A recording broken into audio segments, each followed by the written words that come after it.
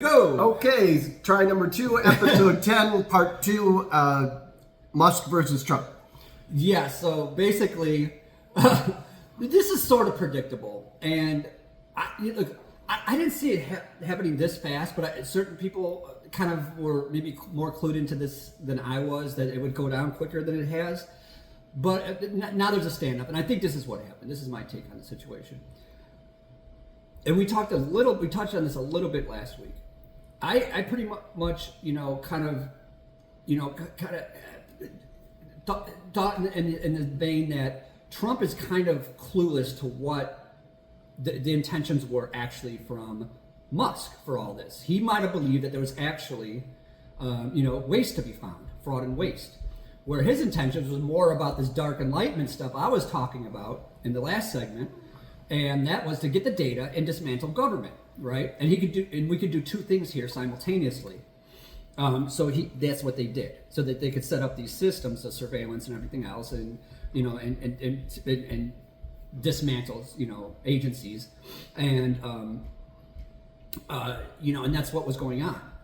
Now Trump, I think, finally came to the realization at some point that he had been sort of duped, that there was actually no intention whatsoever of ever getting to the bottom, or ever getting rid of waste. And when he started to get clued in on the fact that no waste was really found, he kind of got a little troubled, right? And he's just like, hey, what's going on here? And he even came out and said a few things. Was this whole thing a scam? So here we go with this. Here's this egomaniac narcissist. So think about this as mafia bosses. So now he's been disrespected, right? He doesn't know that from the beginning that these guys have been thinking of him as a puppet, right? As a tool, as just a stooge. As a stooge, right? He might have known somewhat that tit for tat, or you scratch my back, I'll scratch yours. But they never had any intention of scratching his back, and you understand, but he's starting to come to the realization that this is my take, that, oh my God, these guys kind of dupe me, and they think that I'm some kind of clown that they can just fucking play games with, right?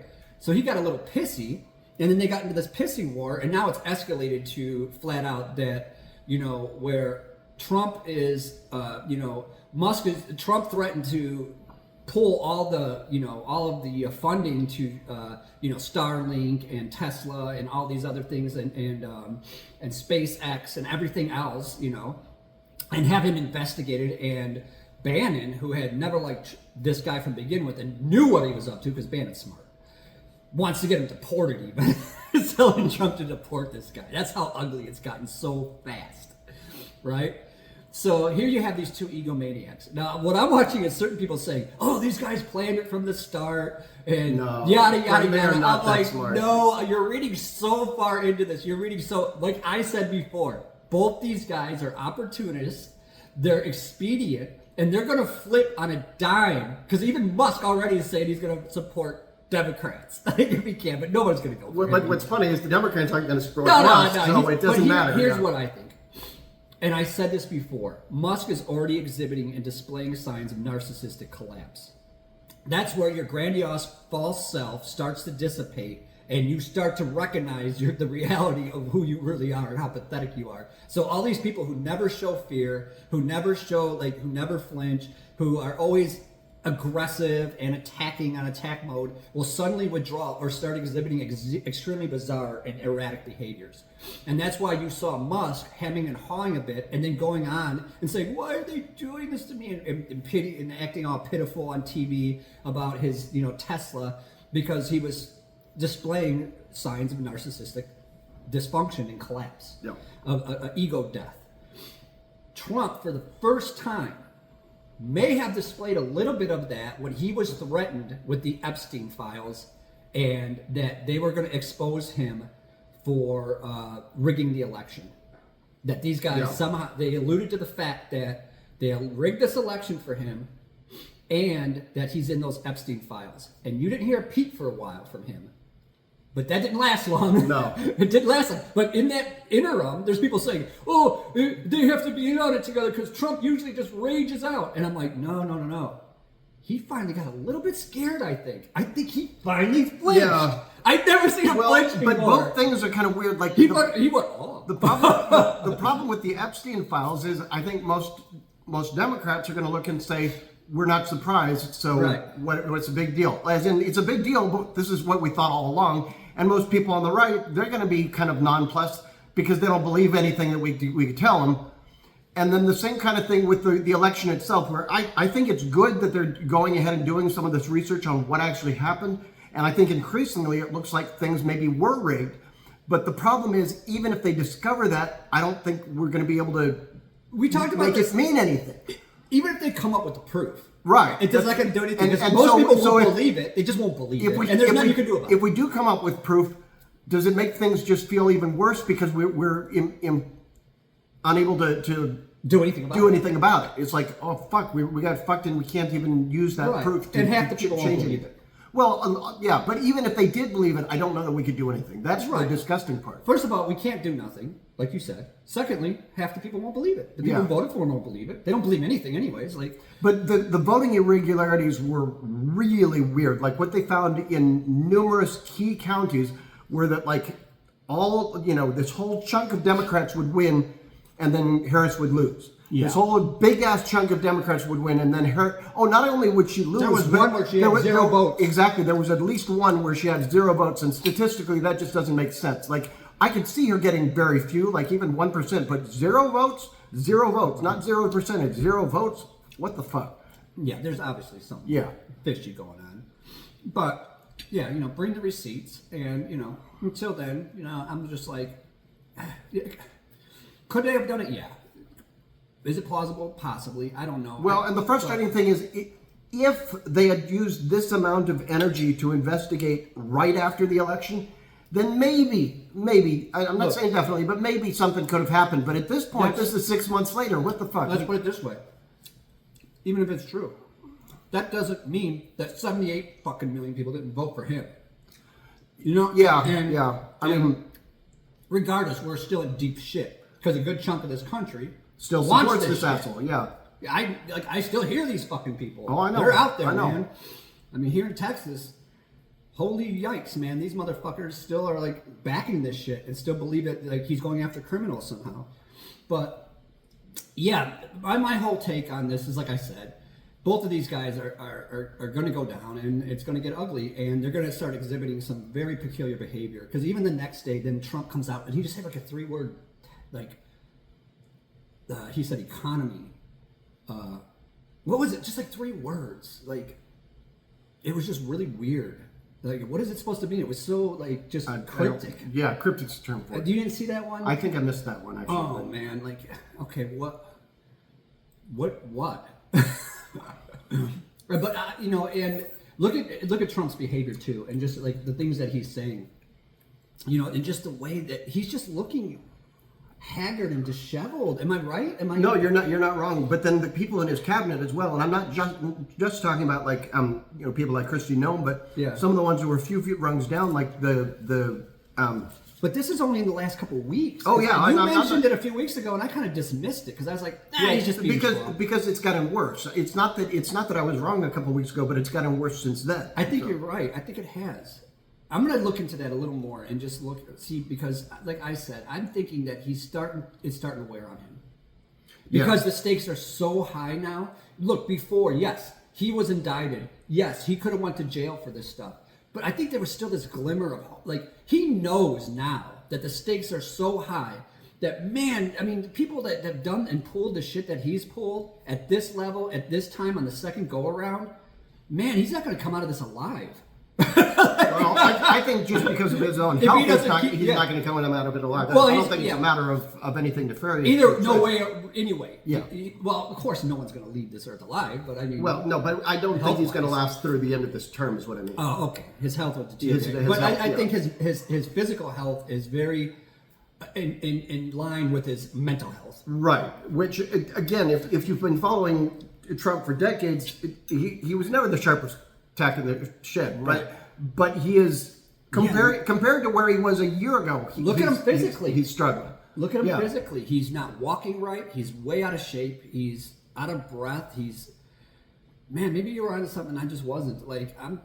Maybe I'm starting to see it. Especially, I guess I was looking more at his behavior I don't know. I need to pay more attention to what he's doing, because, like I said, I predicted it earlier that these guys were going to go into narcissistic collapse at some point when the whole world, just well, and again, I sort of did as well, which is why my question was always not what's going to happen when they do that, or I take that back, not what does it mean about them, but what does it mean about the people following them? What are they going to do? How are they going to react? If their whole shtick is to prop him up and he's not there, then that what was are like they at going to the do? end, at the end of the war in World War II, where there he is in his bunker, like moving fictitious armies around. Oh yeah, the mustache man, and this general, what are you talking about? Those have been gone for 2 months. That's and if you kind hear of these almost where we're stories at. that come out of there, like from his secretary and stuff, this guy is still talking about his grand delusion of way deep into the part where it's all over. So yeah, I think that's where this is where these guys are going into that la la land, where Trump is literally saying, maybe this is another thing, and maybe it is reminiscent from what I had seen earlier, and heard about with the mustache man. He is saying the economy is great. He is saying the opposite of all of reality right now. Right, because he's in delusional land. He is going to Africa and telling them that there's a white genocide. Right, and giving them pictures from another country. It reminds me of when he was talking about Ohio, though, because these are the people who live there. These are the people who govern there. These are the people who know everything. He knows. He basically knows nothing, and he's telling them that they're wrong. Yes, and then showing them pictures, and he's like, I don't know where that is. And the pictures aren't even from that same country. They're right.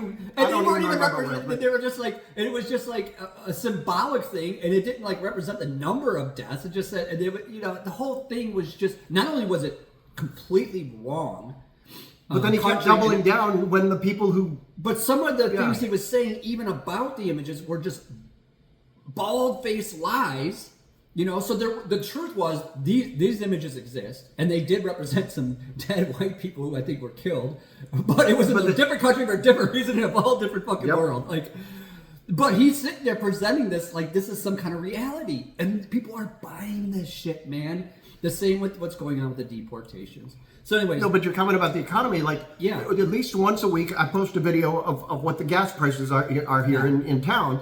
And I keep having these people jokingly come up and saying, "Oh, they're $1.98 because that's what Trump says." They're not $1.98 anywhere. Right. They're somewhere between $3 to $6 depending on where in the country you are, and they haven't changed much up or down. Nothing to do with anything he's doing. Right. And now, in theory, he could do certain things that would probably hurt things, but he hasn't even done those yet. And now egg prices are going to go up because what happened now? They found some salmonella in a bunch of eggs or something. I know, So this has got, first it was a bird flu. That's why egg prices. Right. This has got nothing to do with these clowns. I'm so sick of gas and eggs. Shut the fuck up. But that does remind me about the one that blew my. But that's not shut the fuck up to you. But I mean, to everybody. But what blew my freaking mind, I had heard that FEMA basically didn't exist anymore, which I think is still more or less true. Right. But they did just hire a new director. And the guy is so fucking clueless that he didn't even realize that there was a hurricane season, that there was such a thing as a hurricane season. I'm sorry, but if you live... No, this goes back to the DEI. They are the problem they say DEI is. They just hire the biggest morons. Anybody who lives in, Tulsa, Oklahoma, Texas, blah, blah, blah, anybody would have known that. It's a critical piece, but anybody would have known that. It's not, it's like... I can't even think of a good example. It's so pathetic. It's pathetic. Look, I guess Doge is still going to exist in some way, but so one of the appointees, I can't remember this whole story. If somebody knows this story, put it in the facts, but basically they hired a 22-year-old kid to run this one thing. He's got no fucking experience doing anything. Just because he comes from the Heritage Foundation. Straight out of the Heritage Foundation to this fucking big job, overseeing all this money. To oversee dudes like my age telling him what to do, and the kid's 20 fucking 2 or 4, whatever the fuck. They're worried about DEI. They're worried about some competent person who had to struggle their whole fucking life to make it in this fucked up country, and then they're not qualified, but this kid. And 60 seconds.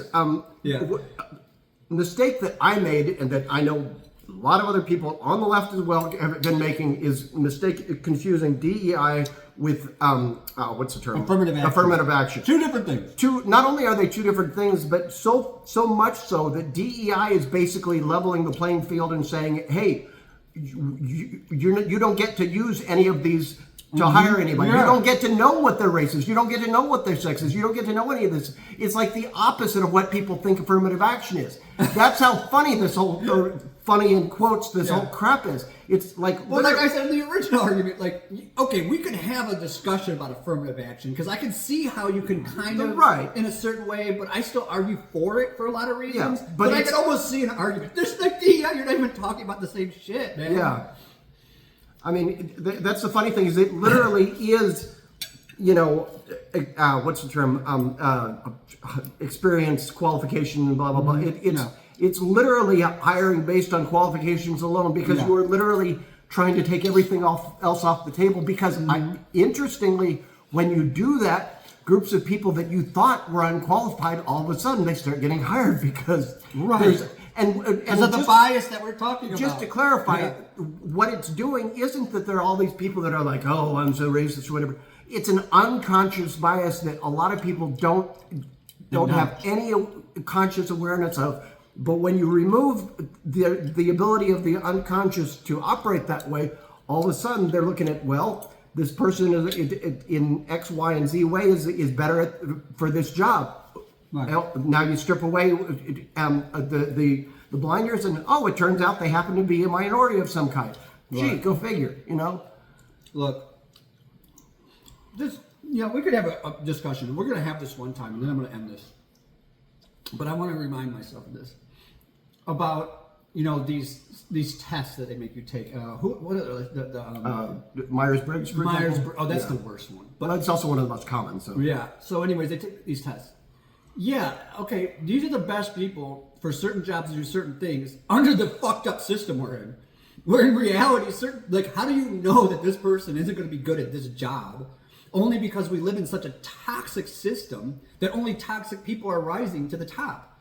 So yeah, under these parameters that you've set, this person is probably more likely to rise to the top and do better because they're a bullshit or piece of crap, but they don't get shit done. Is that really what you want? But because of their race or whatever, they're able to. No, but that has nothing to do with the breaks thing I'm talking about. Oh, right. Good point. But this is the personality thing. So, okay, certain personalities just aren't good for certain jobs. Yeah, in a very toxic system we live in. Maybe we should just throw that shit out the window because maybe certain people that are introverts actually make for better bosses. Do you ever think of that? Maybe. But no, and then they'll say, well, we've gotten beyond Myers-Briggs and we've got these other ones that are so much better because it's standardized over a long period of time with these, long-term longitudinal studies. It's the same concept. But it's the same thing. What's happening is you're predicting somebody's personality is going to get them higher in certain areas and certain things. But look at the toxic environments it perpetuates. Look at what you're doing. You're perpetuating this fucking bullshit over and over again because you're saying certain people shouldn't have certain jobs. So stop it. It's just another form. On top of which, a lot of people can quote unquote pretend to be something they're not in order to exceed for a period of time. Or cheat on the test. Well, that's because a lot of people know how to take the test. But I mean, I could cheat on that test and give it anything I wanted to give. But a lot of introverts can pretend to be an extrovert for a short period of time in order to, or at least for the test, do for a test or do for an acting role or whatever that might seem to be a more extroverted anybody who activity. understands the test knows how to manipulate it. But and then they're gonna say you can't. But yeah, you can. But anyways, Timothy Leary went to jail and they gave him a personality test and he's like, I wrote that test. I fucking wrote it. Anyways, so so my point being is that these personality tests are just another way to what's the word I'm looking for? Prejudice. Another way to justify. Not just justify, but to perpetuate. But I'm saying when you're being prejudiced against somebody, it's another form of discrimination. Right. That's the word I was looking for. It's just another form of discrimination. Discriminating against somebody because of a certain personality type. That they're unqualified for this job because they happen to have a certain way of thinking, which I think is horseshit. So maybe we need to dismantle that and prove, whatever. I don't believe in those crappy tests anyways. So I know that's completely off the rails. So back to, we were talking about Musk and we got way off topic. Yeah. Got way off topic. But the bottom line is, these two guys are nothing more than sociopathic, narcissistic, I would say verge of psychopathic on the Trump side, at least malignant. I'm not sure if Musk is that malignant. They're both megalomaniacs, though, and they're both are in for a world of hurt, and they're going through some collapse right now.